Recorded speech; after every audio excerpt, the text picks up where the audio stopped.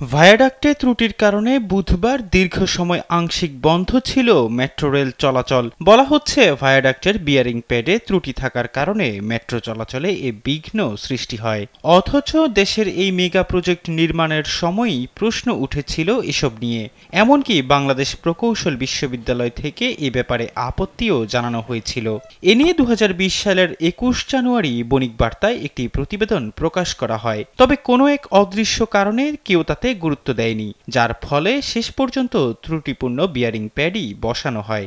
বুধবার সকালে রাজধানীর খামারবাড়ির কাছে মেট্রো রেল অবকাঠামোর পিলার ও গার্ডারের মাঝের একটি বিয়ারিং প্যাড খুলে পড়ে। এরপরই আগারগাঁও থেকে মতিঝিল অংশে মেট্রো রেল চলাচল বন্ধ হয়ে যায়।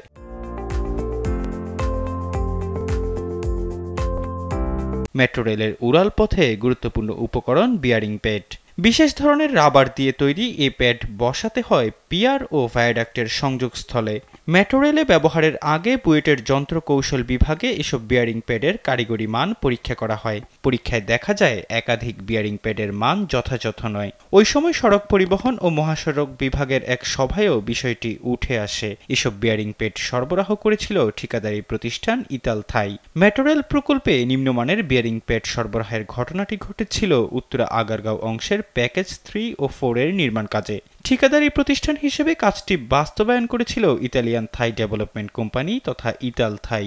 যখন অভিযোগ উঠে ততদিনে পিয়ার ভায়াডাক্টের সংযোগস্থলে বিয়ারিং প্যাড বসিয়ে প্রায় 8 কিলোমিটার উড়াল পথ বসানো হয়ে গেছে, কিন্তু পরে সেগুলো পরিবর্তন করা হয়নি।